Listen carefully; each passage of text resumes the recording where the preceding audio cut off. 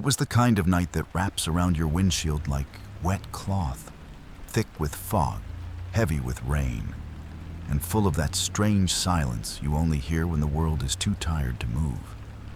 I was one ride away from calling it. My eyes were burning from 10 hours on the road, back sore, mind fogged up just like the glass. I'd even clicked offline in the app, already turning onto the exit ramp when the notification came through. Unknown pickup, no location.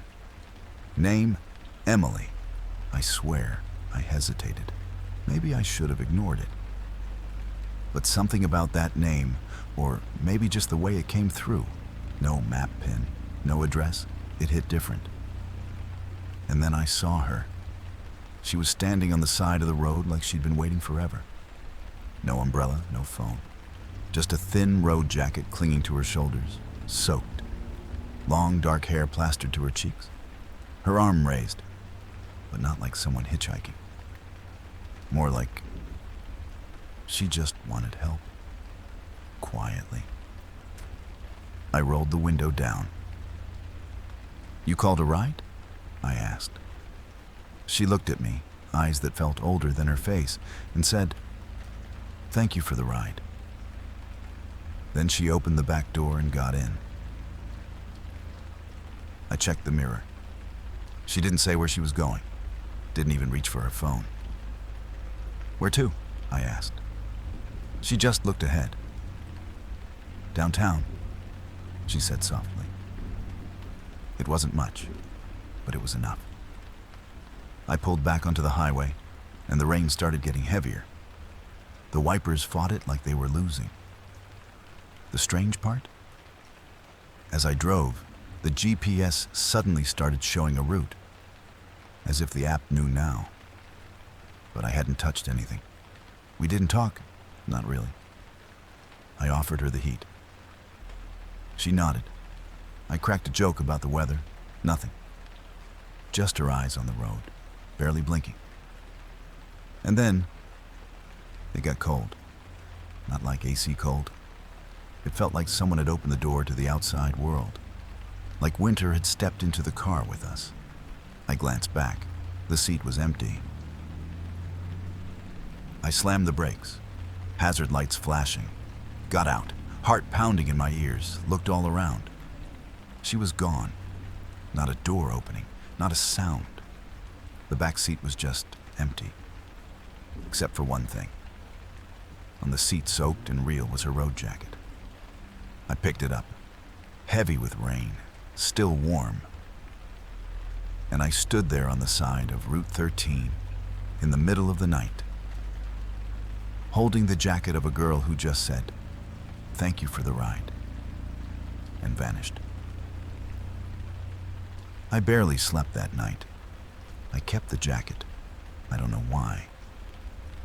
I draped it over a chair in the corner of the room like it was still hers, like she might come back for it. I told myself I was being rational. Maybe she just quietly got out at a light. Maybe I missed it. But there was no stop, no light, and I never heard the door open.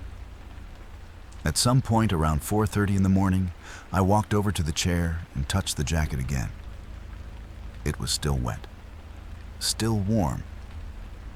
That's when the questions started really landing. Who was she? Why did she thank me? Why did the app say unknown pickup? And why? Why did it feel like she had never been fully there at all? The next day, I did something I'd never done before in all my years of driving. I went to the police. Not to report a crime, I wouldn't have even known how to word that. But just to ask. To clear my head. To maybe find out if there was a girl named Emily who needed help last night. The station wasn't far. Just a single-story brick building that smelled like cold coffee and tired paper. A young officer at the front desk looked up at me like I was either lost or crazy. I told him what happened. Everything. He didn't laugh. Didn't even blink. "Describe her," he said quietly. So I did. The long dark hair, the jacket, the eyes, the way she spoke like someone who'd forgotten how to raise her voice. He just sat there, lips pressed tight, then opened the drawer under the desk, pulled out a file, opened it, turned it toward me. I stared down at a newspaper clipping, printed and folded. Young woman killed in hit and run on Route 13. Name, Emily Grace Hill. Time of death, 11:42 p.m. I felt my breath catch. My hands went cold. That was the exact time she got into my car. The same name, the same road. But the article said one more thing. She died the night before. I don't remember driving home. I don't remember what I did the rest of that day. I think I just sat in the living room staring at the jacket. I even talked out loud once or twice. Like maybe she was still there, like maybe I was going crazy and all I needed was to hear my own voice to pull me back. At some point I opened the jacket, looked in the inside pocket. There was nothing inside. No wallet, no phone. Just a small tear along the seam, like it had snagged on something. I should have left it at the station, given it to the officer. But I didn't, because I couldn't. It felt like part of her was still in that fabric. Like if I let it go, I'd lose her all over again, even though I never really knew her at all.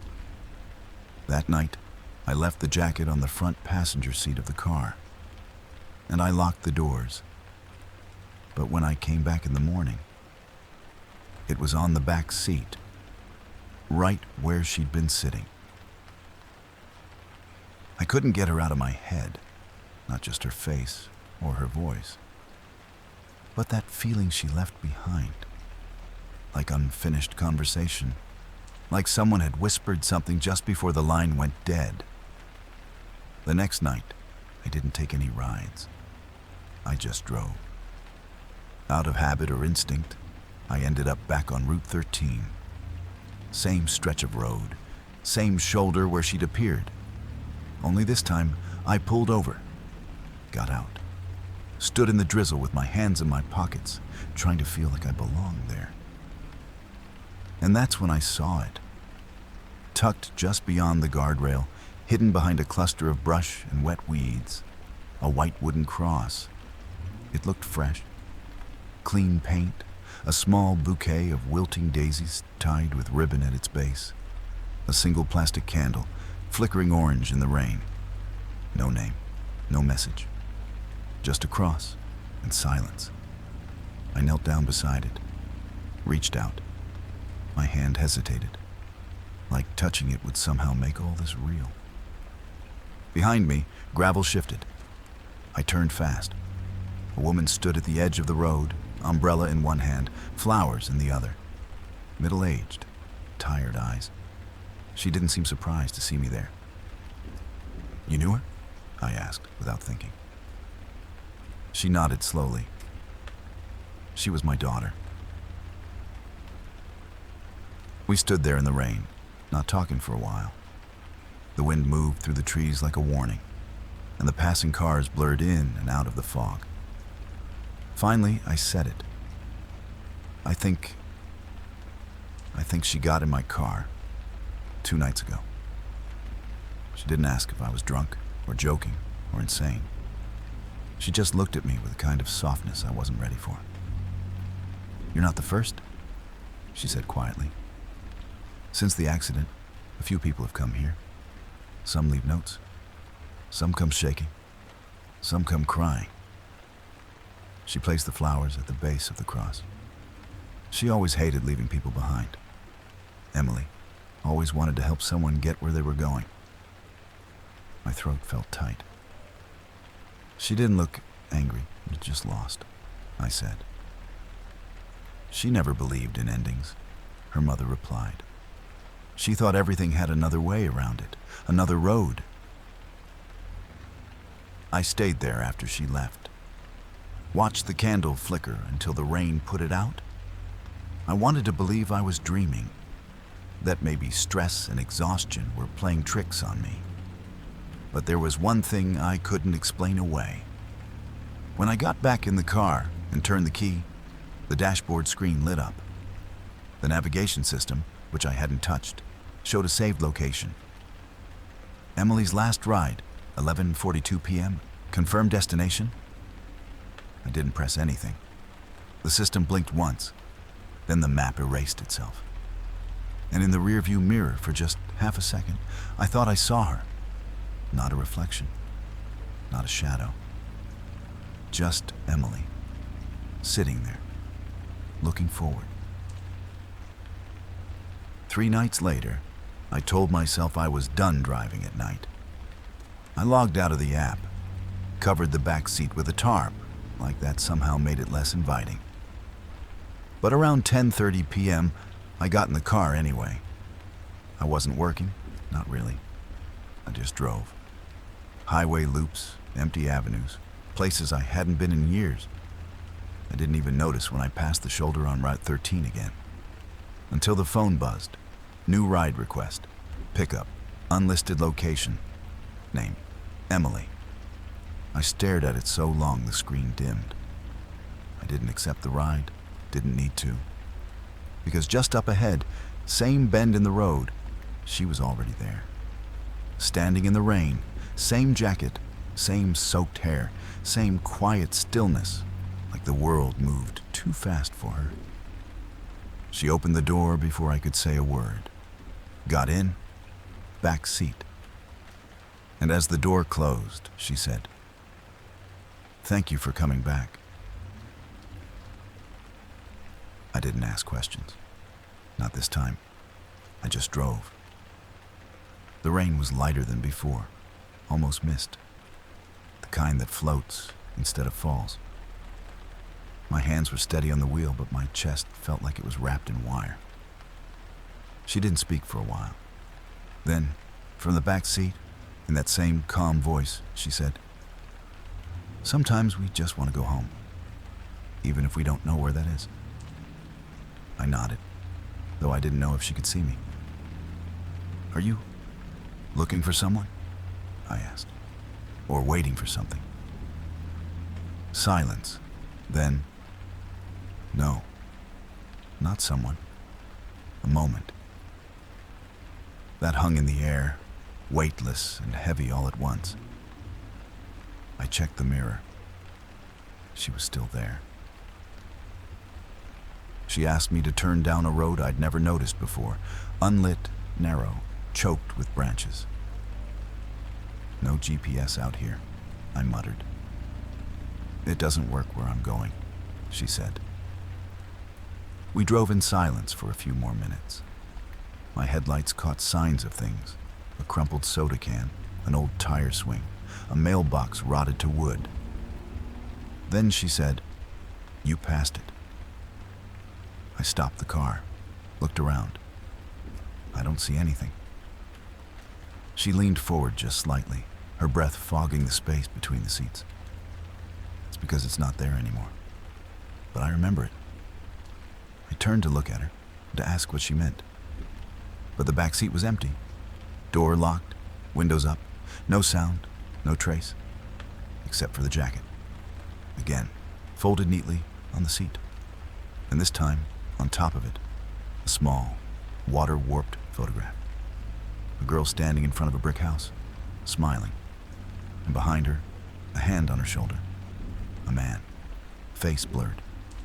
But the hand, it looked a lot like mine. The next morning, I sat at my kitchen table with a printout of the county map spread in front of me like it was going to confess something. Coffee untouched, jacket on the chair, that photo on the table beside my phone. I couldn't explain the hand in the picture. Not really. Maybe it was lighting, maybe it was coincidence, but my gut said different. Said I was being pulled into something, or back to something. I circled the area where she disappeared. Then I started drawing roads, the ones I knew, the ones GPS didn't list. County roads, old utility paths, forgotten routes. I dug through old map archives online, cross-referenced it all with accident records, and then I found it. Tunnel Road, a narrow, decommissioned stretch that used to connect to the highway, closed off years ago after a landslide. People said it was unstable, overgrown, dangerous. I remembered hearing about it as a kid. Some place where teenagers dared each other to drive through, back before it was sealed. But Emily hadn't said tunnel. She said, I remember it. I marked it, got in the car, took the long way around and found the old path. The entrance was barely visible from the road. Rusted out barricades, trees leaning low like they were trying to erase the memory of pavement. My car crunched slowly over gravel and roots until it wouldn't go any farther. I got out, walked the last stretch on foot. There it was, the mouth of a collapsed tunnel, stone and moss, black inside like it had never seen daylight. One of the concrete edges still had a rusted metal plate bolted into it. Tunnel 13, use at own risk. The wind pushed at my back, like it wanted me to go in. I didn't. Not yet. Instead, I circled the entrance. There were old things scattered around, wrappers, soda cans, a broken flashlight. But deeper in the brush, I found something stranger. A child's drawing, laminated and curled from age. Stuck beneath a rock, crayons on paper, a little girl holding hands with a tall man, a car behind them, big, sad eyes. On the bottom, barely legible, don't forget me. I don't know how long I stood there. Time felt different by that tunnel. The air was colder, thicker, and everything was quiet. Not just empty, quiet, like even the wind didn't want to be heard. That's when I saw it. Scratched into the wall, near the tunnel's edge, a message. Faint, but fresh enough that it wasn't weathered away. One last ride, then I'll stop. I stepped back, heart pounding. There were no initials, no dates. Just that sentence. And next to it, barely visible in the concrete, a handprint. Small, faded, like it had been there for a long, long time. I reached out. My palm fit over it exactly. Then, somewhere deep in the tunnel, from the dark I couldn't see into, I heard a voice, faint, echoing. Are you ready now? I stumbled back, nearly fell. But when I looked again, the tunnel was empty, and the photo I'd tucked in my back pocket was gone. After the tunnel, things started getting different. Not just weird, wrong. Subtle at first, easy to brush off, but wrong in that gut-level way, like when you reach for a step that isn't there. The first time it happened, I was doing a regular airport pickup. Nice guy, business suit, carry-on bag. We made small talk, normal stuff, weather, flight delays, football. I dropped him off at his hotel. He thanked me, shut the door. I looked in the mirror. The seatbelt was still fastened, but no one was there. Then came the woman in the blue coat. Picked her up outside a grocery store, asked to be dropped at the end of a street that didn't show up on the GPS. Mid-40s, soft voice, smelled like rain and laundry detergent. We talked for maybe 10 minutes. She told me she'd once lived in a house where the walls talked at night. I laughed. Must have been mice, I said. She smiled. No, not mice. Regret. When we got there, a dead end with nothing but trees. She handed me a folded napkin. Thank you for listening, she said. Then she got out and walked into the woods. I looked down at the napkin. It read, "You don't have to carry them all." That's when I stopped sleeping. Not intentionally. Just couldn't. Every time I closed my eyes, saw the tunnel. Not just the mouth of it, but the inside. Endless black, like it had no back wall, no ending, just more dark. And sometimes, in that dark, there was a figure. Not Emily. Taller, male. No face, just watching. One night, I woke up in my car, driver's seat, engine off. Parked outside the very tunnel I swore I'd never return to. The radio was on, but it wasn't playing music. It was static. And under the static, a voice. Low, broken, repeating. You saw her. You let her go. You saw her. You let her go. I slammed the radio off. Nearly broke the knob. My hands were shaking. The next day, I picked up an old man just outside of town. He climbed in without a word, sat directly behind me, close enough that I could hear his breath. I asked where he was headed. "Just drive," he said. So I did. We rolled past fields, closed gas stations, diners with broken signs. No music, no talking. Just the hum of tires and the soft rhythm of his breath. After a while, he said, "You shouldn't drive at night. Not here." I glanced in the mirror. His face was shadowed, eyes closed, but he was smiling. That kind of smile that feels like it knows something you don't. "I didn't mean to," I replied. "No one does," he said. "But you kept going. And now they know your name." That was when I looked down at the dashboard. The rideshare app was open, even though I hadn't launched it. A single name pulsed on the screen. Emily. No pickup location, no destination. Just her name. And next to it, a timer. 0, 0, 0. Then it started counting up. I stopped working altogether after that. Didn't just log out, I deleted the app, blocked the number it used for texts, turned off my phone more often than not. I didn't want to see her name again, or worse, someone else's. But the nights didn't care. The ride stopped. The voices didn't. I started keeping a small tape recorder on the dashboard, just to prove to myself that nothing was happening, that I wasn't hearing what I thought I was hearing. The kind of thing people do right before they find out they're wrong. The first 3 nights, silence, not even static. Just the soft hum of the car's systems and the occasional cough of a wind outside. But on the 4th night, I let the recorder run while I was inside the house. Left it recording while I stepped away. Came back, played it. At first, nothing. Same hum, same subtle clicks. Then, about 38 minutes in, voices. 2 of them, a girl and a child. The girl's voice was calm, familiar. "Did he see you yet?"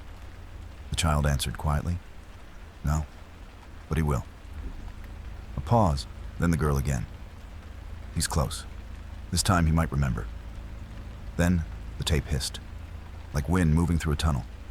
Another voice joined, male, rough, like it was scraping out of something too tight to hold it. "He already remembers. That's the problem." I froze. My fingers hovered over the stop button, but I couldn't press it, couldn't move, because the next sound was breathing. Close, too close, like it was just behind the recorder, just behind the mic. And then, a whisper. Barely there. "You remember what you did." The tape clicked off on its own. Battery still full. No explanation. I replayed it again and again, hoping to hear something different, hoping to prove it was just interference, that I'd recorded a late-night radio show, or neighbors through the wall, or anything that made sense. But it was always the same. Same voices, same words, same tone that made my skin feel thin. And the worst part? I recognized that last voice. The whisper, It was mine. Not like I'd said it that night. Not like I was narrating in a dream. It was my voice on that tape, saying something I didn't remember saying, didn't want to remember saying. You remember what you did? And suddenly I did. Or at least, I started to. The memory didn't hit all at once. It came like a slow bleed, a flicker, a noise behind a wall you didn't know was hollow. It started with the road, not last week's road, not Route 13 now, a different night, a different version of me. I saw headlights in the distance, tilted at an angle that made no sense, like they were pointing up toward the sky. Then I saw sparks, metal glinting off something wet, a tail light flashing and going black. I was in my car, driving, alone, tired, and I saw a crash, not just any crash, a flipped sedan in the ditch. Smoke, a sound, soft, panicked, like someone trying to cry and breathe at the same time. And I didn't stop. I remember slowing, just a little. My foot hovered over the brake. Then the fear took over. It was late. I was off shift. No phone reception. No one would even know I was there, and someone else would call it in. Right? So I kept driving. Told myself whatever I had seen was already done. Told myself help was probably already coming. Told myself I'd stop next time. I never told anyone. Not until Emily got in the car. Not until I heard my own voice on that tape. Not until I started seeing things that shouldn't exist, because I'd helped them stay unseen. I sat in the driveway for hours after that. Didn't move, didn't cry. Just kept running that night over in my mind. The way the trees bent toward the wreck, the way the brake light blinked like it was begging me not to leave. And then I remembered something else. As I drove away, music came on the radio. A slow song. One I hadn't heard in years. The kind people play at funerals or goodbyes. And behind it, barely audible, there was a voice. Not from the radio. Not from the speaker. From the back seat. She'd been there even then. Even the first time. Maybe she wasn't trying to scare me. Maybe none of them were. Maybe Emily had been trying to remind me. Maybe they were waiting, all of them, for me to finally remember what I did. For me to face it. And maybe, just maybe, she couldn't move on until I did. But I still didn't know how. And I still couldn't bring myself to say it out loud. Not yet. Because once you admit you left someone to die, you can't take it back. I went back to the cross, not to look for answers. I already had those. I went back because I needed to say her name, out loud. Like it meant something now. Because I finally understood what it meant to carry a memory that wasn't mine to hold, and still hold it anyway. It was early morning, fog curling low over the grass, like breath that had nowhere to go. The flowers were fresh. Someone had just been here. That someone was still standing nearby. Same woman, Emily's mother. She didn't look surprised to see me, just tired in a different way this time. Like maybe she'd been waiting. She was real, I said. I saw the crash. I didn't stop. She nodded slowly, eyes on the cross. I know, she said. We sat on a bench nearby. No words for a while. Then I asked the one question that had been burning through me for days. Why me? She smiled. A sad, soft smile. You were the last person she saw. That hit like a punch in the chest. I shook my head. I didn't help her. I left. She should hate me. She doesn't, her mother said. That wasn't Emily. She never hated anyone. Not even the drunk who ran the light. not even herself. I swallowed hard. She kept coming back. She always wanted to take care of people, her mother said. Even when she was little. Wouldn't leave school until she'd walked every kid to their bus. Always noticed when someone looked sad or tired. It drove her teachers crazy. She looked at me now.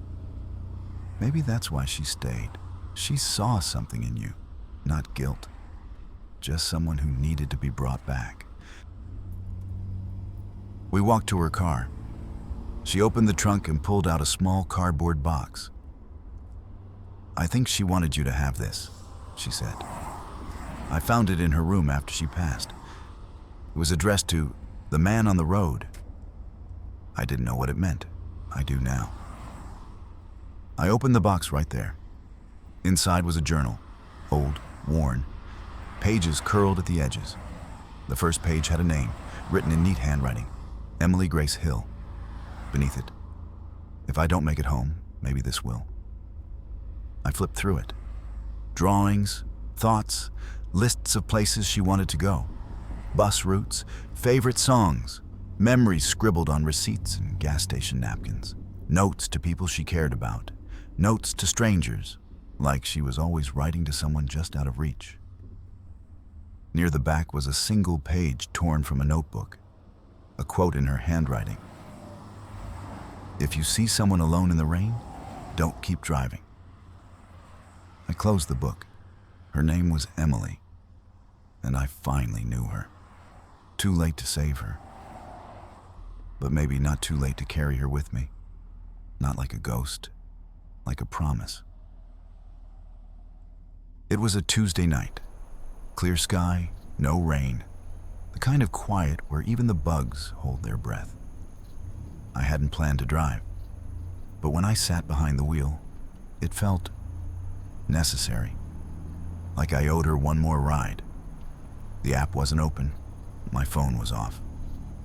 But as soon as I turned the key, the dashboard lit up. Destination, Tunnel Road. No input, no prompt. Just 2 words glowing in that soft, unnatural blue. I didn't question it, didn't resist. I started driving. It felt different this time. No dread, no cold, no whispers behind the windows. Just the road, humming soft beneath the tires, and the familiar pulse of memory in my chest. Somewhere around mile marker 17, I saw her. Standing by the shoulder, calm, still. No rain, no need to wave me down. I pulled over without a word. She opened the back door, sat down gently, like she'd done it 100 times. We didn't speak. Not yet. I turned back onto the road. The headlights stretched forward into the dark like reaching hands, and for a while, we just listened to the sound of movement. Then quietly, she said, "Are you ready now?" I didn't have to ask what she meant. "I think so," I said. Tunnel Road came up faster than I expected. The path was clearer than before, like something had carved the branches back, made space for what was coming. The tunnel stood there, wide and waiting. No lights, no warning. But this time, I wasn't afraid. I stopped the car just at the edge. Emily leaned forward from the back seat. Her voice was soft, but it filled the whole car. "This is where I stop." I nodded. My throat felt thick.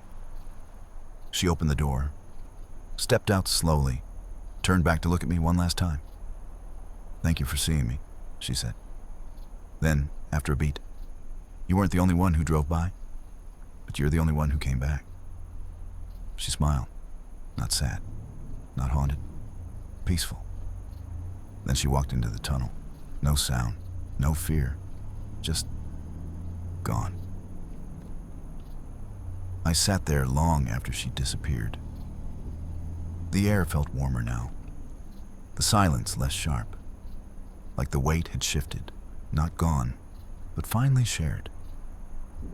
I reached into the back seat, Her jacket was still there. I folded it carefully, set it beside me, and for the first time in a long time, I turned the car around, headed home. Life didn't snap back to normal after that night. There was no epiphany, no sudden peace, just quiet. But it was a different kind of quiet. I didn't go back to driving right away. I needed distance, not from the road, but from the version of me who'd lived on it for too long without seeing what was right in front of him. I started volunteering a few towns over. Food banks, shelters. Once or twice a week, I drove people home who didn't have one. Not for money, just because it felt like the right thing to do. I didn't tell them about Emily, not directly. But sometimes, when it was late and the air got thick and still, I'd say, "Let me know if you want me to wait while you go in." Or, "No one should be left in the rain." And they'd nod, not knowing where the words came from. But I knew. The strange things didn't stop entirely. Once in a while, my rearview mirror would catch something I couldn't explain. A glimpse of a figure too still. A shape in the fog that didn't match the trees. And twice, just twice, I swore I saw her again. Not haunting me, not lost, just watching, making sure I kept going. Once, during an early morning shift, I picked up an old woman. She didn't say much, just gave an address that didn't exist on the GPS. We drove in silence until she tapped the window and said, "Here's fine." There was nothing there, just open land and mist. But before she got out, she turned and looked me in the eye. "She's resting now," she said, "because you gave her the ending." Then she stepped out and vanished into the fog. I never saw Emily again after that. Not directly, but I still carry her journal in the glove box. And I still have her jacket, not in the car anymore, but folded in a drawer at home. Every now and then, I take it out and hold it for a moment. It doesn't feel heavy anymore, just familiar, like the kind of memory that doesn't haunt you, but grounds you. And sometimes, when I drive alone at night, and the fog thickens just so, I see it. A soft, pale light up ahead. Not headlights, not a street lamp, just a quiet glow in the mist. Like someone's waiting. But not for me. Not anymore. So listen, I don't tell this story often. Actually, I've never told it. Not like this. Not from the beginning. Because most people don't want to hear it. It's easier to believe in random accidents and closed cases than in second chances or unfinished moments. But you've been listening this long. So maybe you already know. Some rides stay with you. She said, "Thank you for the ride." And I thought that was the end of it. But the problem is, she died the night before. And somehow she still made it into my car. If you're ever out late, maybe headed home after a long shift, maybe just drifting because the house is too quiet, and you see someone on the side of the road, a girl, alone, in the rain, not waving, just waiting. Don't be so quick to pass by. You don't have to stop, but you should know. She might not be looking for help. She might be there for you, to remind you what you carry, what you left behind, what you're still avoiding. Or maybe she just wants to make sure you make it home this time, because some passengers aren't lost, they're guiding. And if you feel the seatbelt tighten or catch a glimpse in the mirror, don't panic, just drive. She doesn't mean harm. She just never liked leaving anyone behind. So yeah, that's it. That's my story. I kept her jacket. I kept the journal. And I kept going. Because sometimes the only way to let someone go is to take them with you.